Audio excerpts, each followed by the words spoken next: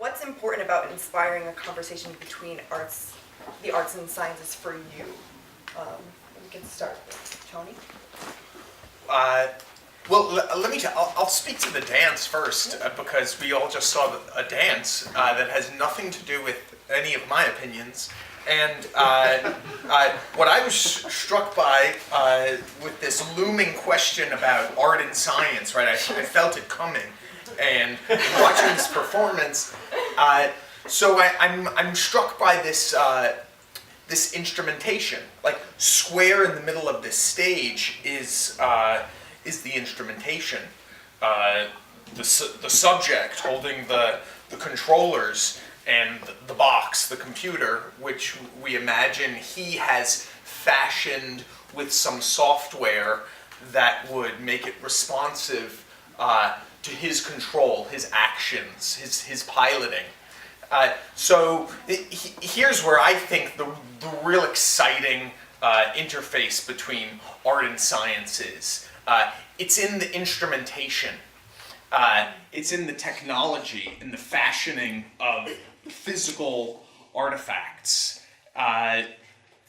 That's where we are not sure if this thing is art or science, right? We know what dancing is. We know that, if you're getting your leg above hip height, it's art. You're not doing science, right? But suddenly there's this cyborg who seems to be doing something in the art and in the science, and that's where I see this nice interface. That's awesome. Kiran? So I'm going to speak from the perspective of purely a dancer and an artist. So one of the things that he brought up about technology being the interface between science and the art is wonderful, because to sort of dovetail that further, our dependence on technology as artists is inextricable. It's undeniable, right? Because nowadays, a lot of rehearsal even happens in virtual space.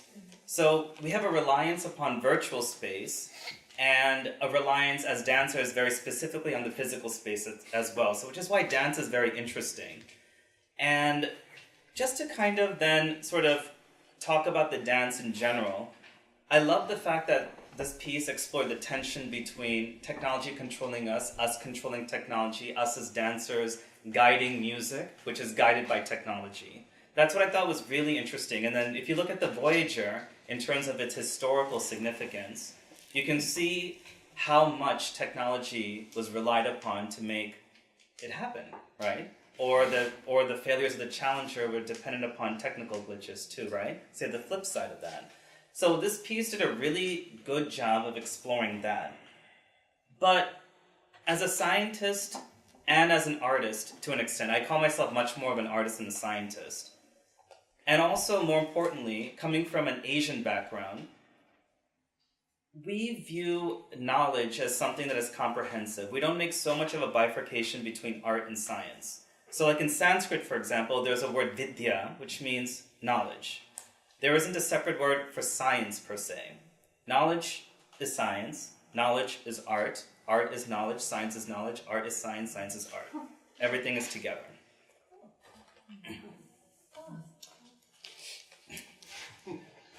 I'm coming from a different point of view as Great. as an astronomer. I mean, Tony's a physicist. You're coming from neuroscience and art. I think the interesting thing was the relative differences in the way that you had the different shapes and interactions in terms of getting close and far.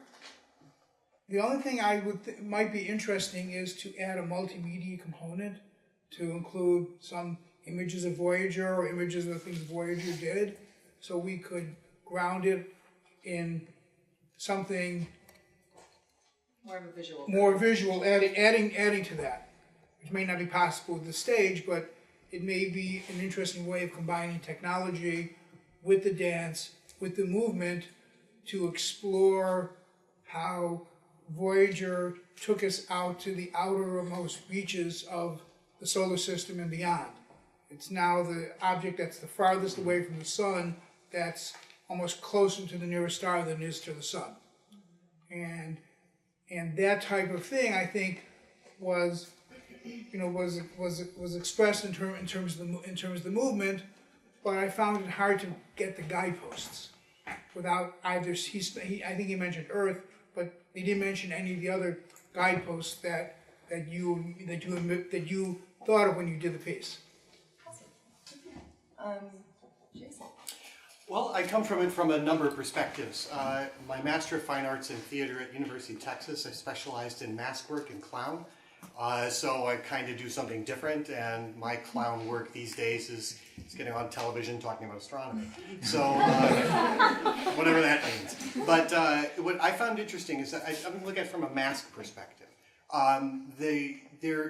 When you think about a technological aspect, having the other on the stage with you, his technology was his mask, which limited movement, but yet your movement was very free and open around him. So it made almost like there was two sets of dances happening at once on stage. And then they were integrated at the end. And that's very interesting. I was waiting for that integration, and it did occur. So it's very interesting to see it. What I also liked was the concept of the beginning of the solar system with the Protean era as the amoebae at the beginning, and then forming and coming together. And what's nice about it is you could attach a narrative to it. And we had the alien come out at the end and discover the dead spacecraft, who then brought it back to life and explored it. And that harkened to the idea of what's in the golden record that's on board Voyager. And the reason for the golden record is that alien moment, of course. And that's why Anne Druyan and Carl Sagan, of course, put that record on there. And what's funny is I don't know if it was conscious, but I think the Voyager with the pulsing, there was occasionally a heartbeaty sort of quality. And the heartbeat that's recorded on the golden record is Anne Druyan's heartbeat. And the golden record itself, and here's the integration of art and science that's beautiful, is that when they did this, as they constructed the golden record, Carl and Anne, they fell in love. And as a result of their falling in love, they got married. And it's her brain patterns that were put onto there, and it's her heartbeat. And so literally, it's their song of love that goes out into the cosmos. And we know that that golden record will last for 1 billion years or more before cosmic rays destroy it. And that's very interesting to see. As a critique of the dance, I think it integrated quite well. There's a nice little story there. I'd like to see, I see what you mean about the multimedia. I would love to hear even more of the sounds of the record. I mean, I could hear all of them because I've heard them. I know one woman who actually lives around here who was the voice for the Portuguese voice saying, and she was a wonderful person. They gave a talk at the Explorers Club about Voyager specifically. So, in terms of the mask between the two tension that then combined, I thought that was a wonderful narrative. Bravo. I wanted to bring up something very, very interesting. Jason knows that because we've known each other for a long time. As I said, I started out as a research astronomer, teacher astronomer, and I became interested in doing outreach. The first one I did was for sick kids and their families around McDonald House, specifically because of Carl Sagan. Okay, and because of his work after he was dead. Okay, Carl Sagan was promoting the Children's Discovery Center at Montefiore Hospital, and he and Ann worked on it, and they completed it after he had passed. And I had heard the story, and I thought that's a great idea. So I called up our local children's hospital in Long Island, and they said, "We don't think kids are interested. Why don't you consider the Ronald McDonald House?" So I've been working with different Ronald McDonald houses and bringing telescopes to them and trying to, get the kids as a form of both distraction therapy and learning, because many of them come from all over the world. So it's because of Carl Sagan that I got involved with doing all of this outreach. I thought it was an interesting thing, given the fact, the work he did, of course, with space and the Voyager. Oh, I love that. And jumping off of that, and inspiration, things that have inspired your work. Anyone can jump in and answer this, but is there anything in particular that you have seen in your life that was an amalgamation of art and science, where you thought, or it struck you in some way, maybe informed your work somehow? Anything in particular? For me in particular, it was neurosthetics. which is, for those of you who don't know what it is, it's a nascent field that's sort of at the forefront of neuroscience research at the moment, and it attempts to explain a lot of what we perceive as aesthetic in terms of art and in terms of even everyday life and how it's processed by the brain. That, to me, when I started to read about it,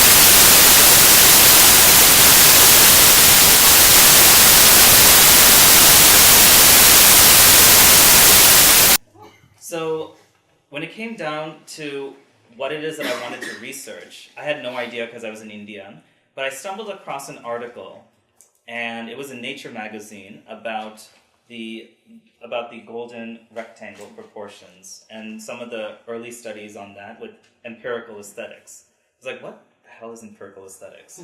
Because I formally studied science, so I didn't know much about humanities research. I knew about psychology, I knew about neuroscience, I knew about biology, but I didn't know about history and philosophy so much. And then when I read this article, it so beautifully summed up the movements in philosophy that dovetailed the movements that were happening in neuroscience, which just started with Freud, and then going into behavioral psychology and everything like that, and just beautifully put together everything. I was like, oh, I want to go into this field. So then I wrote a sort of response to this article, and that sort of got me into NYU, and I kind of figured that this might be a direction I want to go into. But unfortunately, as a dancer, it's one thing to be the spectator of an art, but to be the actual performer of art and do research as a performer is something totally different altogether. So that's what I'm kind of trying to see what I can do possibly in the future about that. Navigating. Yeah. Exactly. Any other? Couple of things. There's lots of things, plays, movies, music, images of astronomy. In terms of art, I think the rarest one is dance. And I think that's the rarest form of interpreting, even though dance interprets, all sorts of feelings, emotions, many things. I think dance is the most difficult one to use to interpret science. In terms of something that I've worked on, is because of my music and astronomy and the STARS program, normally it's concerts or it's everything from Fish to Yo-Yo Ma to Blood, Sweat and Tears to Wilco. But a couple of times they did a visual animation to Host the Planets. And it was a multimedia program where there were images, real images, animations being shown on a huge screen while the orchestra was playing Host the Planets. So that's the one that I personally been connected to, because I was bringing the astronomy part, the telescopes, the hands-on demonstrations before and after, and it was an adjunct to the music, and we actually got more people to come to the concert because of the astronomy. So it was a symbiotic relationship between the music, the imagery, and the science, and I think that's our goal, is to bring this all together. It's interesting to me to think about. I was wondering about the nature of movement in general and how movement becomes an inspiration, and then that becomes the breathing in, which was one of the sequences, the great breathing in of the team. That to me was a really powerful moment, because what to me, when I look at dance, what it helps for me to see is that if the communication is going on stage, I feel it, and it's almost like, I'm not certain I agree completely, because I've done a lot of theater, I've done a lot of music, I've done very little dance, but it's interesting as a spectator. Sometimes I feel that I emotively bring the musculature off the stage into me as a spectator, and if I feel myself moving with them, or in sync with them, then it is a show. And it's an appropriate show, and it's pulling me in the same way that words in a play will pull somebody into that world. So dance pulls you in muscularly and kinesthetically, whereas language pulls you in intellectually. Well, fascinating. So the connection between your mind and all the way down to the tips of your toes and back, that awareness is fascinating. And I've seen that happen, as you have, Don, at telescopes, which is a really interesting moment when people actually see, like, Saturn in a telescope for the first time. They forget themselves. They forget themselves, you see them, their body change, you see their attitude change, and you say, wow, you see this, wow. And they all say it, they go, wow, they all do it. It's like, here's the rings of Saturn, they go, wow. Instantly, it doesn't not do that. And so when people do that, you go, wow, all of a sudden you see the flow all the way through their body, their chi, if you will. But you definitely see that feeling, that emotive aspect of those photons that left the sun 2 hours ago, bounced off of Saturn, came back, went into your eye, and just this tiny flicker of light made you say, ooh, really tiny thing, but then it's an effect that stays with you. And so somehow those 10 to the 12th photons, not many, made that impact that lasts a lifetime. So that's interesting. So that is a communication, and that is also an emotive communication and an inspiration. And I did use that language specifically, not just inspiration, but inspiration, very specifically, to breathe in, and that's exactly what it means. So that's just some thoughts. Yeah. Could I ask a question to the dancers in the audience? Sure. So, when it comes to the way in which science translates through dance, do you feel like it's in the process of discovering movement? Like, so for example, we have sort of an abstract idea of what we want to do, but then we guess, test, do the scientific process of inquiry, and then we ultimately deduct to movement that feels right to the piece and right to our bodies. Do you agree with that? So in that sense, I feel like science and dance are inextricably linked in that sense. And the audience may not necessarily know it because it's a process that happens off the proscenium stage. Sometimes it's shown on stage deliberately, but for the most part, it's what we do in rehearsal. It's scientific. Highly scientific, if you ask me. Would you agree? Yeah, Yes, no? definitely. I actually think that you can expand that. I think the whole idea of movement and motion applies not just to dance, but in theater as well. There's clearly motion, even if it's not dance, that can be critical to theater as well. Actually, oh, sorry. That's okay. I was just going to move on to another question that jumps off of that idea. Connecting dancing to theater, I think that a big reason why it feels like theater as well is because a story is being told. There's, a movement of a narrative. And I'm wondering if you can talk about science as a mode of storytelling, which is, a big thing. The universal story, the microscopic story. I wonder how you relate to that idea of science and storytelling. Well, I'll cop to this. I don't know if any other scientists are ready to cop to this, but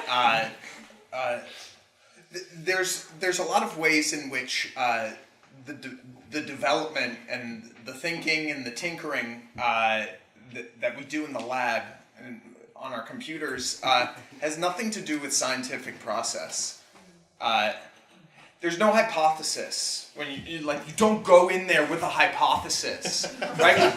Totem, and you point your hypothesis around. Chapter 1's wrong. The hypothesis is performative. When we demonstrate, when we perform science, when we are looking for grant money, when we're in the Elizabethan court and we're showing the wonders to the lords and the ladies, that's when you need a story with a hypothesis. And behind the scenes, there's a lot more improvisation. So I would just don't get too excited about science like it's the thing that you think it is. Because when you pull back the curtain, it might not be that thing, and it might be closer to the way that you incorporate knowledge in your practice. But when it's to show and to present, it's a different game. Anyone else want to speak to that? Well, in some case, science is trying to answer a question or something that you don't know the answer to. And the goal is to expand your interpretation, your knowledge. I think at some level, science is if not storytelling, is trying to understand something and present it. I know of examples, though, of people that are professional. I'm coming from the point of view of astronomy, and astronomy is an observational science. You don't get to tinker in a lab. Other than a handful of times where they brought something back, you're passively looking at something. So it's a little different than physics and chemistry. But I know people who are professional storytellers, and they tell stories about the sky. And they tell stories about the legends in the sky and the legends from different cultures. Why the constellations looked different to different people. Why the Big Dipper was a turtle or a wheelbarrow or, according to Carl Sagan, a casserole, soup casserole, or a dipper, or a ladle, and it's all different to different people. And there's one, and in Africa it was a gourd. Apparently the American slaves used to have a song called "Follow the Gourd." And Follow then, the drinking gourd. I'm sorry? Follow the drinking gourd. Follow the drinking gourd. And they meant to follow it to go north. To go north. So there are all sorts of cultural things involved with storytelling, and the very first astronomy legends were actually people, whether it's a cave or fire, telling stories about the sky. And that, I'm sure, predated much of our science. Even still, we can continue that idea that almost every religion has gestures heavenward. When I do this, it could easily be placed inside a church. And my uncle is a biblical scholar of some note. He reads Sanskrit. He's read the Dead Sea Scrolls by hand.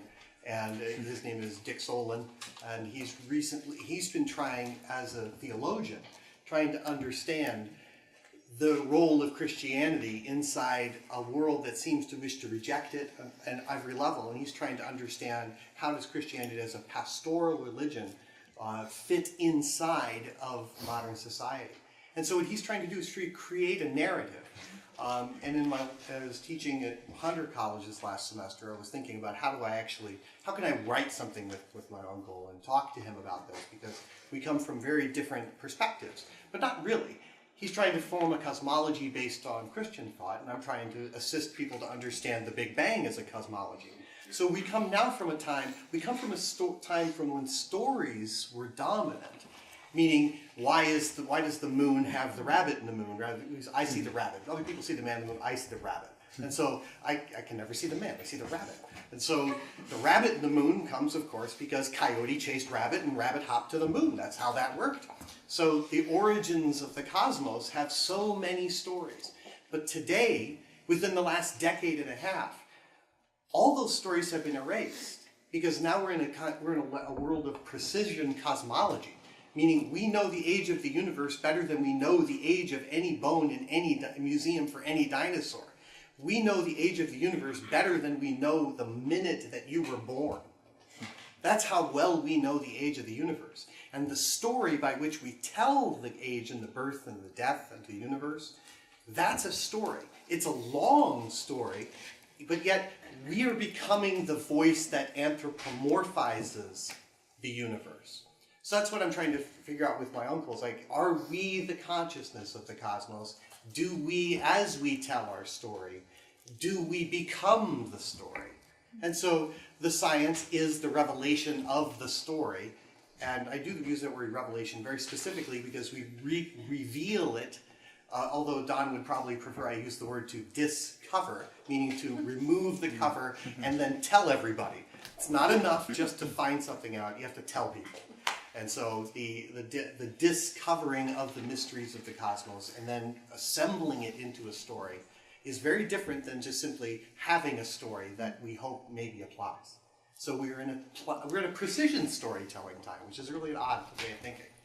Going reminded me that in the Golden Record they talk about the earliest language was Akkadian that they did, which is pre-Babylonian, and if you actually look at the word, it now means congratulations, good luck in Hebrew, Mazel Tov. The actual origin of that Mazel is Akkadian. Okay, and it comes from constellation or sky motion or motion in the sky, and it comes from the time where good luck meant good star.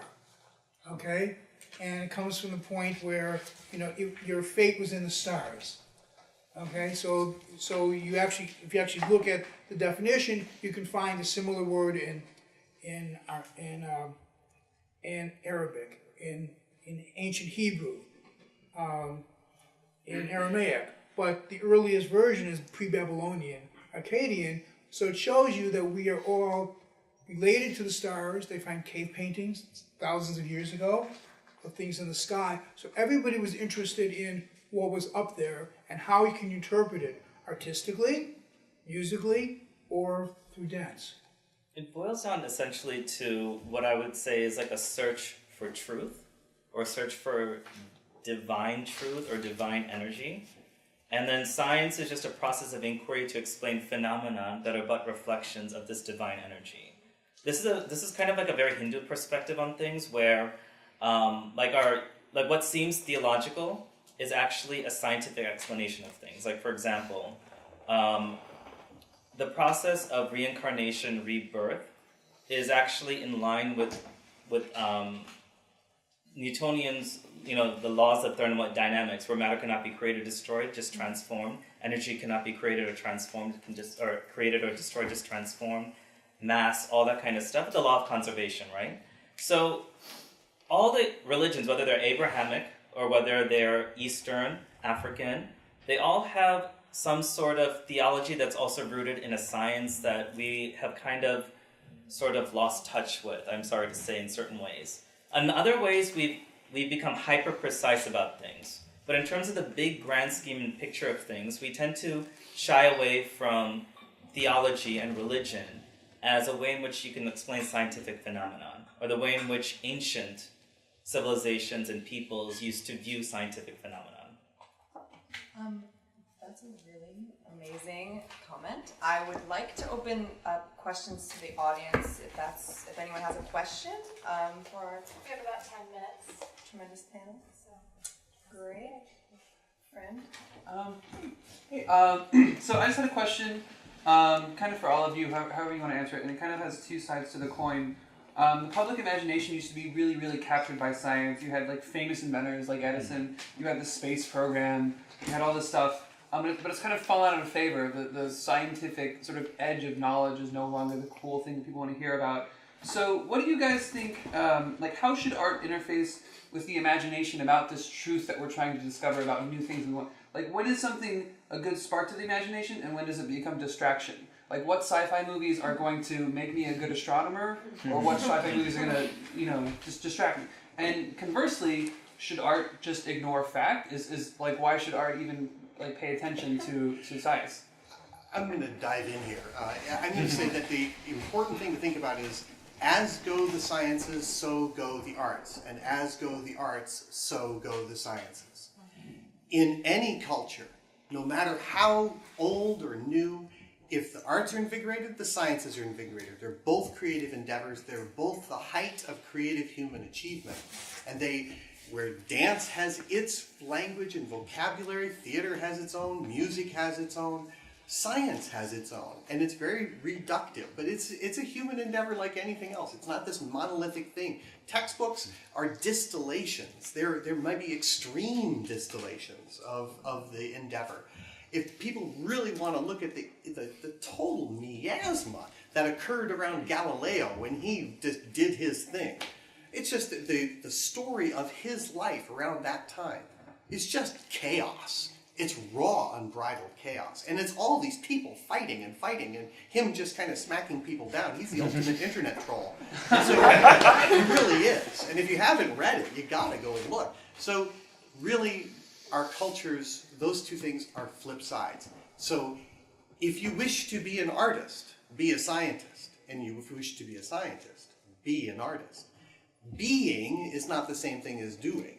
However, they inform each other. And I'll tell you, I don't know any computer programmers that are not musicians. I don't know anybody, seriously, and I don't know anybody who is seriously into the arts that doesn't have the spark about what's up in the sky or what's under the ocean or, wow, that's a really beautiful cloud in the sky or this beautiful rock, and looking at the phenomena around you. Because any act of mastery elicits curiosity. The act of trying to master something arouses natural curiosity and turns you into a child. So mastery is the cultivation of innocence. Well, I would take this other side, right? We can try to champion science, but we can also speak to the question. Just start with it as a matter of fact and not debate it. Why doesn't science capture the public imagination? And perhaps it's because we're living in the dystopian science fiction now, and it's not amazing. Right? And so we're in the scientific future, right? It's not like we don't have to imagine, like, we're gonna have computers in our hands, like on Star Trek. Everyone's gonna have them. You're gonna talk to someone on the other side of the planet. Like, we're over it. And actually, it doesn't bring us closer together. And like, this is a very special environment. Look, we're all here, we're in this space, we're making eye contact. Like, how rare. Yes. Right? There's no techno-mediation here. So I think that's the other side to it, is that we've been fed the end of kind of like the modernist fantasy, and say, we have the technology, right? And we're not $6 million men and women. We're just kind of, we're like ape people staring at our phones. Just to kind of, oh sorry, yeah, No. just to bring shit real for just a second.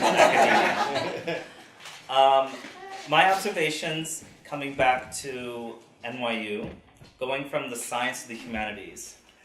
One of the things that I've noticed is I think institutions churn out researchers, but they don't churn out PR people for the sciences and for the arts in general. So I find a lot of people who speak about what they do, but they don't know how to articulate it in ways in which it is relatable to a general audience or a mixed audience. Not necessarily an audience that it'll go over their head. You can't assume that about people.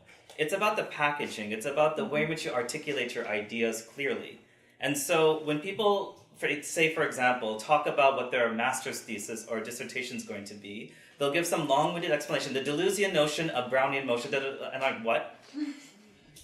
So we're not trained these days to be able to write clearly, to articulate clearly these ideas. And as a result, it doesn't seem cool. If my friend can't understand the shit that I do, what makes me think that somebody else on the street is going to understand what I do? So like that, we had to train ourselves to be able to not only study such complex information, but be able to distill it down to be able to explain it to the layman who is not necessarily into the sciences, or to lay person who's not necessarily interested in the arts. And we're not sort of trained to do so. We're trained to hyper-specialize. We're trained to only understand our little niche in academia to the T. But we're not able to expand it outwards, and I think we're not sort of trained to do that. Does that mean we have to be able to do it in 140 characters? Last question. I really like this idea of like techno-mediation. I think it's really a great word for it, or like technology as a mask. And I wonder how you see technology in the performing arts as helping or hindering this idea of connectivity and eye contact and one-on-oneness, particularly as technology gets bigger and bigger and bigger and put into theaters. I guess, like, what does responsible technology use in a performance look like, and how does it help or hinder that?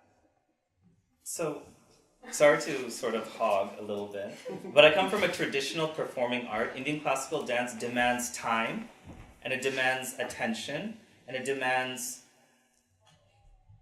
time in the sense of, like, it takes time to understand it, but it also demands your attention because you have to watch it carefully.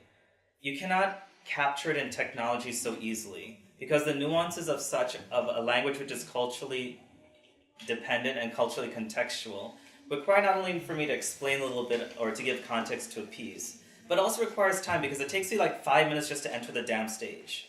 Because we have our musicians, they play an intro, it sets the mood, it's an ambiance, it's an experience, and then for me to come on, it takes me 2 hours to get ready into costume. I don't like dancing for 5 minutes as a result. It demands time. And technology has made it in such a way where people's attention span is just like this. It's like a gnat, you know? And some organizers will ask me, can you perform in 5 minutes? And I'm like, I can introduce myself in 5 minutes. I can show you my pretty costume in 5 minutes. But I need an hour for you to understand the complexity of art, of Indian classical dance. But people don't seem to have the time, and a lot of it has to do with technology. But that's also challenged me to think of ways in which to engage with my audience through technology. I may have to rework my dance a bit. I've been teaching introductory astronomy at William Patterson now for a few years, and I try to actually get people to utilize remote telescopes where they can actually log into a telescope and point it around, and they find that to be interesting. And interesting in kind of a, I never knew that this could be done sort of way, which is a proxy for going outside. But the simple, but it's a proxy. So it's like, it's really fascinating. I'm gonna break it. I think our fundamental theatrical dance, elemental storytelling, myth-making bedrock is the night sky. Dead end. There is nothing more primal, more fundamental to us. Technology itself may be a drug that assists us in going away from it, but the robbery of the night sky is truly what divorces us from our inner selves. How many in this room have actually seen the Milky Way? Hold your hand up. Wow, this is more than average, but that's less than half. About a third of you. Across the United States, the number is about 80% have not. And what is the Milky Way? It is the backbone of the night. It was something that was so common that if you were born in 1860, you would know the names of hundreds of stars when every constellation came up, and you have a third-grade education, and you lived on a farm. Now, how many of you know where Betelgeuse, Bellatrix, Orion, Alnilam, Mintaka, Polaris, etc. are in the sky, and know when they rise. So, yes, indeed, say it 3 times. Thank you. But indeed. So, but my point is that as people sat on the ground and talked to each other over a fire, looking at the stars, that was our first relationship, our difference between the work of the day and the thought of the night. And that diurnalness, that otherness, that embodying of here and there. The original hero's journey, if we wish to talk Campbellian philosophy or mythology, is stay up all night, watch the stars, do it. Go to someplace dark on a moonless night, Cherry Springs State Park, where where it's a designated dark sky park in the United States. Go there, watch dusk to dawn, watch the stars move, and you'll experience the first step of a hero's journey. I hate to cut it off here, because I would love to listen to this for another 8 hours. But we actually will get kicked out of the space if I don't. So I want to thank you guys very much for being here